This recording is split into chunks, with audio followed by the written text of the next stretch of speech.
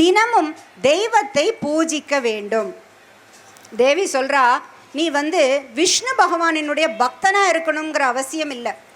என்னை நினச்சி தவம் செய்து கொண்டு இருக்கணும், ஒத்த காலில் நின்று தவம் செய்யணுங்கிற அவசியம் இல்லை. ஆனால் உன் வீட்டில், உன்னுடைய குடும்பத்தில், உன்னுடைய குலத்தில் உனக்கு கொடுக்கப்பட்டுள்ள தெய்வம் என்று இருக்கும் அல்லவா, உன்னுடைய பெரியோர்களால் உனக்கு கொடுக்கப்பட்ட தெய்வத்தை நிதமும் பூஜிக்க வேண்டும். சரி, ஒரு பெண் எப்படி பூஜிக்கிறது? எங்களுக்கு எந்த மெத்தடும் சொல்லி கொடுக்கலையே, நாங்கள் எப்படிங்க பூஜிக்க வேண்டும்? நம்ம ஆண்டாள் அம்மா சொல்லி கொடுத்துருக்காளே, வாயினால் பாடி மனதினால் சிந்தித்து தூமலர் தூவி தொழுது. நீ வேற எதுவும் பண்ண வேண்டாம், வாயினால் பாடு, வாயால் பாடு.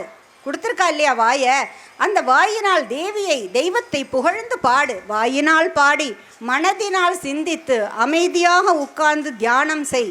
மனதினால் சிந்தித்து தூமலர் தூவி தொழு.